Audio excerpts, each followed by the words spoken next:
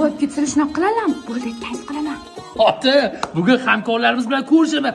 Ishim o'xshasa aniq boyib ketaman. Shuning uchun duo qilib tur. Duo qilib turaman.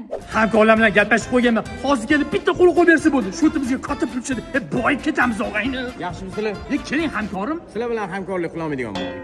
Nimaga kecha sizlar bilan gaplashdim. Rozi bo'ldinglar. Bitta qo'l qo'yib bersangiz bo'ldi-yu. Rejalarimiz o'zgarib qoldi, uzr. Endi boyib ketaman deb turdim. Ishim nimaga o'xshamayapti?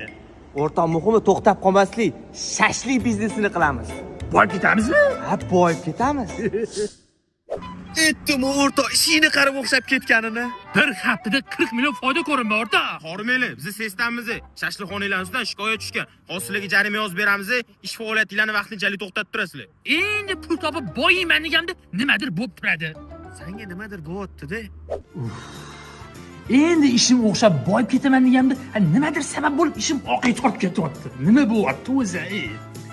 Hamma ishim yaxshi bo'lib ketadi. O'zimni xotin joyim qani? Erim o'zimizdan ro'zg'orimizga yetadigan pul topib tursalar bo'ldi. Ish qilib pullari ko'payib boyib ketmasinlar-da. Agar boyib ketsalar, aniq ikkinchi xotin oladilar. Xullas, umuman boyib ketmasinlar.